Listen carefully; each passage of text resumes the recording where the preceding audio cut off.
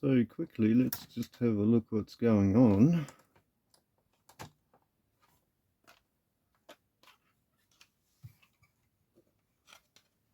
A TDKD from the same period as the cassette deck.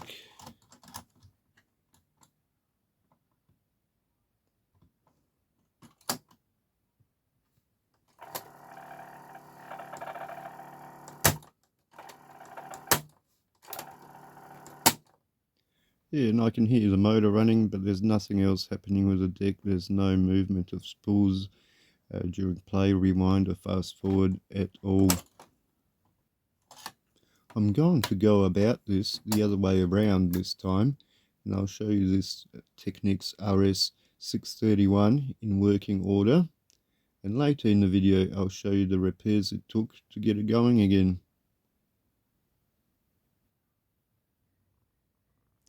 As you will see in a moment, the fascia is spotless. There is a few scratches on the top cover, but that's about all. I would still consider it a mint looking deck. Let's turn it on.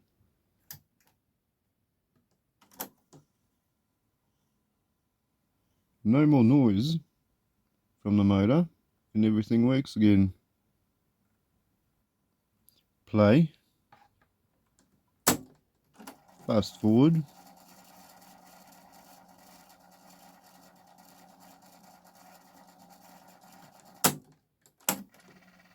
And rewind.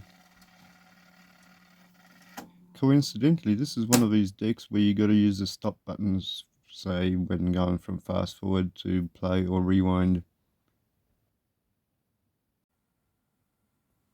To the right of the counter is a memory switch with a indicator light above.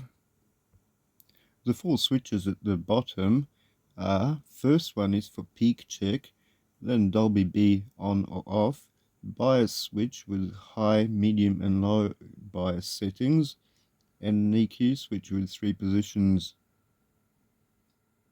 Knobs are for output level, line in level and mic level. And the mics plug in here.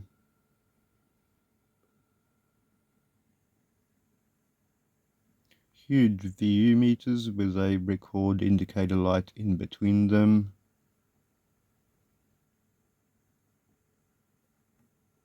And like I said earlier, the fascia is absolutely spotless on this one. A good looking cassette door with a big window. The piano keys are purely mechanical without solenoid control and come in a 70s layout sequence. These decks were made in 1978 and 1979 for 2 years only. There also was a black fascia version of this deck, but to my eyes the silver version looks better on this deck.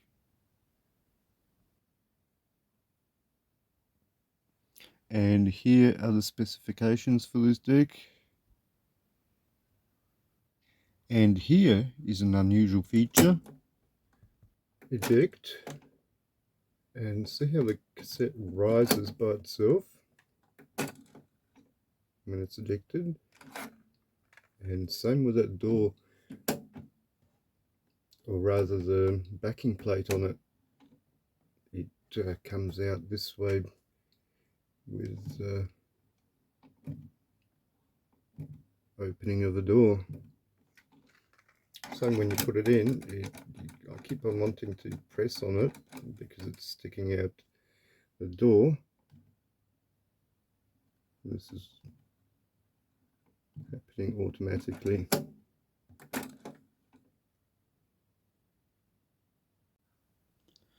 On the back of this unit, input and output on both RCA and DIN.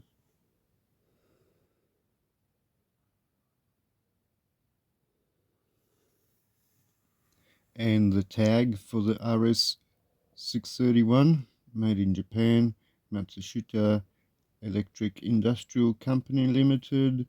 Power consumption is 13 watts.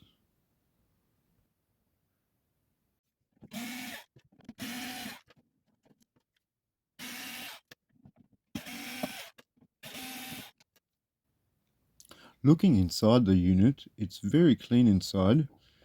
The owner was complaining about some squeaky sounds coming from the deck, and he was also complaining about some smell coming from the deck. I could not replicate the smell during testing, and I found no evidence of anything smouldering.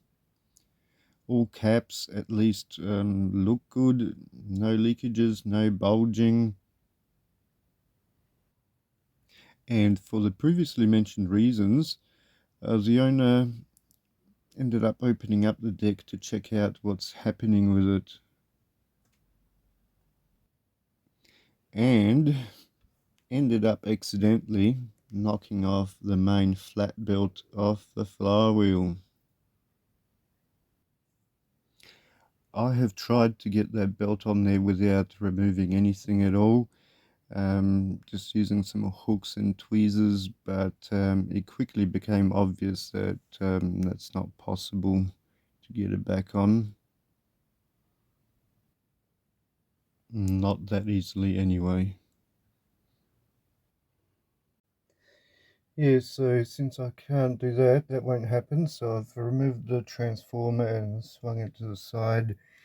Already removed that top screw on the bracket, 2 more on the bottom to go. Apparently the owner says it was playing fine before. He took it, opened it up because something was smoking in it, and must have been looking for things and knocked the belt off the flywheel. While I'm there, I'm going to lube up the recording switch, and that should dry out by the time I get the bracket off, and I'll throw that belt on and see what's happening with it then, because I can't reach the owner now. Right, so I've removed the 3 screws, and that should just come off now, like that. Pretty dry center bearing there. I'll put that aside for now. And that belt, let's get that off completely.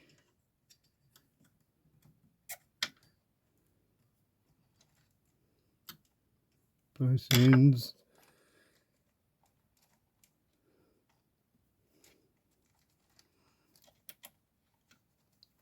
And all the way like that. And that's out, and I'll put it on properly. I'll measure it first, I reckon.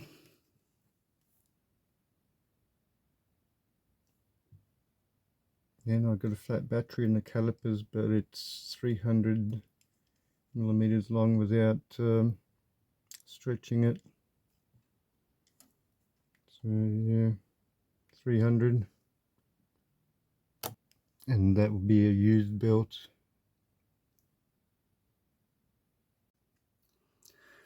Let's listen to the motor itself. I'll just plug it in and it will start running. The play button is already engaged.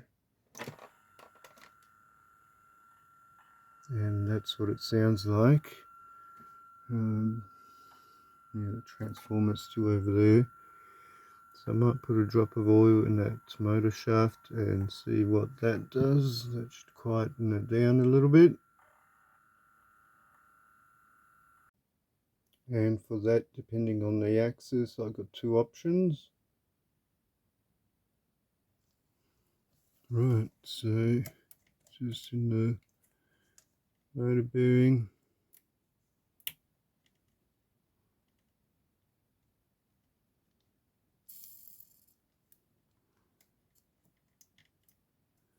Yep. And work that lube in.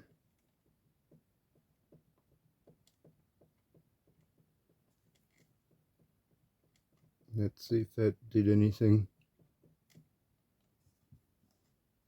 first let's clean up the excess.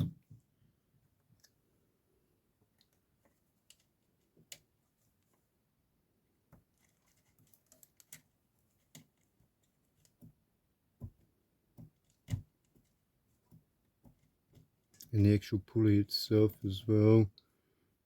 There's a bit of stuff coming off.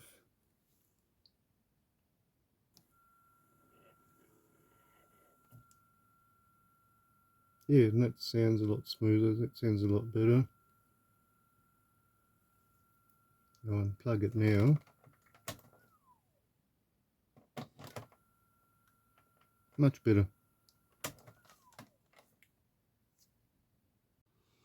Right, let's throw the belt on. I think you can hook it on there while you're spinning it around the flywheel, and that's what I'll do now.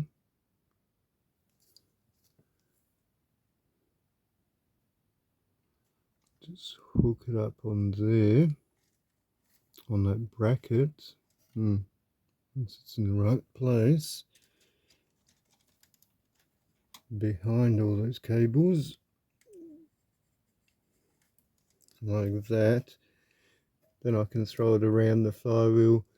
Once it's around the flywheel, I shift it from here to there, onto the motor pulley.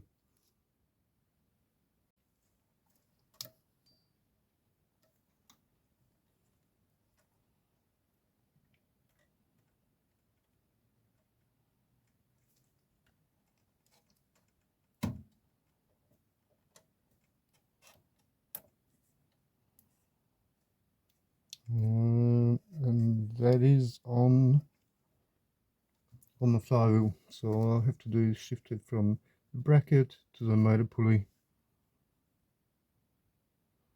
I think I'll go with this hook.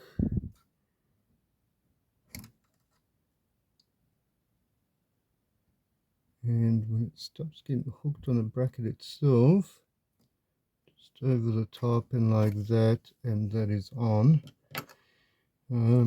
Let's plug it in again and see what happens.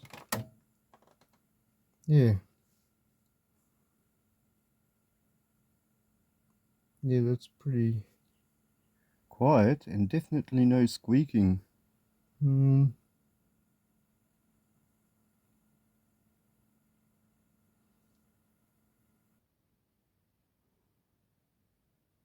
Yeah, so that goes on like that. It just rides off the flywheel a little bit because there's no bracket in place, and the flywheel moves out as it's turning. That's all there is to it. Once the bracket is on and that that plastic securing washer is pressed on, it won't be riding off the side. So yeah, that looks good.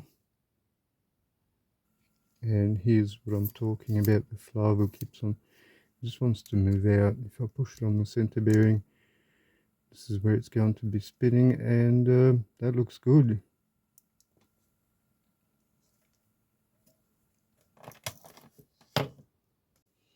I'm going to clean out the center bearing on this bracket.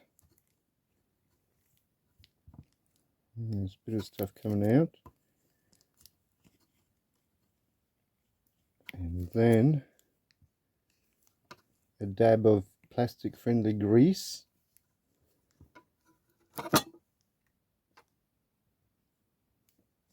And that's probably too much, but I can clean it up.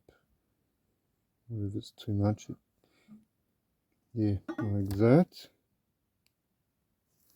And just clean up the excess, what's not needed. Like this, and install the bracket.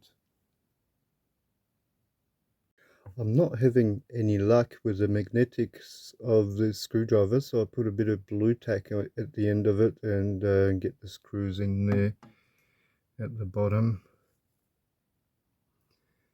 And with the belt on and all lubed up, it sounds like this. I think this is what the customer might have been concerned about, is the noise coming from the player. But that's no longer the case. So I'm going to reinstall the transformer and test it. Right, so I have installed the transformer back in and installed some new cable ties to keep the wires where they should be. And as I have mentioned before, the customer said the deck was playing fine. So with that belt, what I did, I've boiled the belt for a while and reinstalled the old belt. The belt actually shrunk by 2.5 centimeters, and I haven't done this before, so I don't know how this would work out in the long term, but it works very well now, and you can enjoy the machine straight away again. Right, with the door removed, let's clean the heads.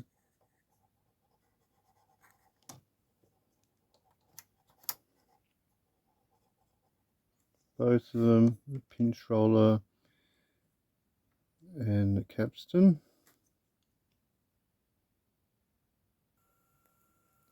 And the heads were pretty clean. It's just the capstan and the pinch roller that needed a bit of cleaning. And here you can see that flap move with the door opening. It swings out at the bottom like that. And again, the mechanism sounds pretty quiet now, especially with a normal cassette compared to that real cassette that I used earlier, that they are a little bit noisier.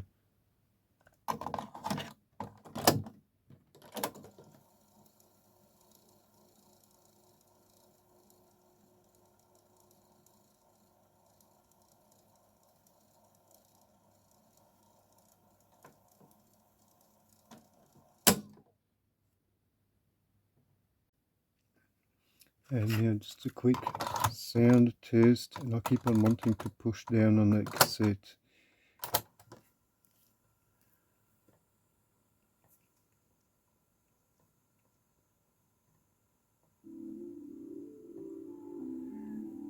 VU meters.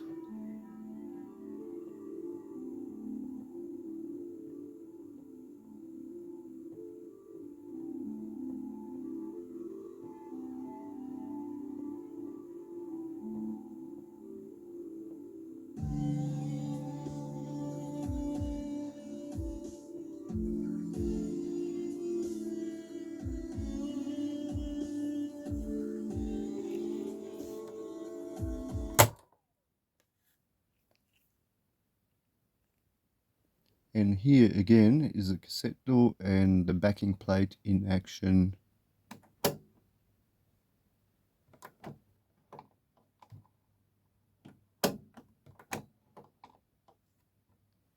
Thank you for watching, and see you in the next or one of the previous videos.